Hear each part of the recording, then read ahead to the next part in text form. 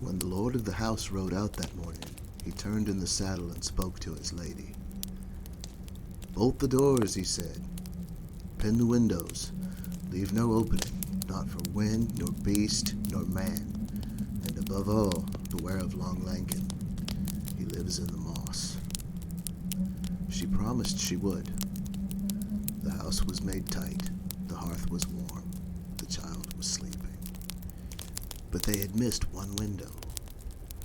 A narrow one, high in the nursery. Too small for a man, they said. Not worth the worry. They were wrong. Long ago, before the house was raised, the land was wild and wet. The Lord, seeking permanence, made a pact with something old beneath the moss. He promised a life, firstborn when the time came, in exchange for peace and stone that would not crumble. The house stood, the child was born, and the promise was buried. But the moss doesn't forget. That night, when the fire had burned low and the corners of the house began to creak, something stirred beyond the nursery window. A hand, long, green-black with lichen, gripped the sill, and long Lankin crept in.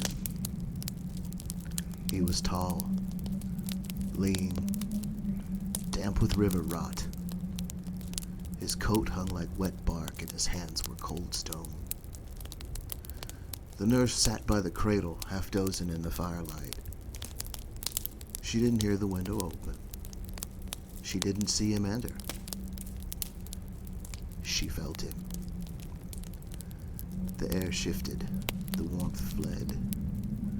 She turned, and there he was, unfolding from the dark like a shape the house had always hidden. Her lips parted, but no sound came. He looked at her, his voice like dry leaves. "Where's the lord of this house?" She couldn't answer. He stepped forward. "Where's the child?" She moved without meaning to, shielding the cradle. Her hands were shaking. Then he showed her the silver pin. "Oh, the basin," he said. And she did. She didn't know why. Her hands rose like they belonged to someone else. The baby opened its eyes, stared at nothing, and never cried. The blood ran soft and steady into the bowl. Up in the tower, the lady stirred. She felt something wrong. No sound, just a silence that pressed down on her chest. She wrapped a shawl around her shoulders and made her way down the stairs. The nurse met her at the bottom. "Nurse," said the lady, "how you slumber, how you sleep. Something bothers my child. Where is he?" The nurse shook her head. "Peace, my lady. The child is well. It was only a dream." But the lady did not stop. She opened the nursery door, and long Lankin was waiting. There was no time to scream. He struck her through the heart with a blade of black iron. She collapsed without a sound. The nurse, still holding the basin, dropped to her knees. She stayed there long after the body fell, staring at her own reflection in the blood.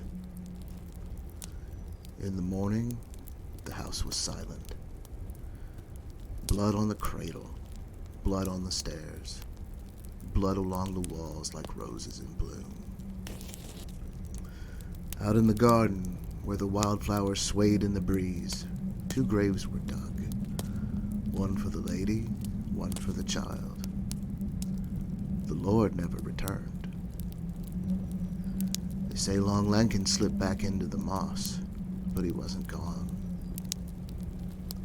Because a pact is a living thing, and a life promised is a life owed. The moss still creeps toward the foundation, and the window in the nursery still stands open.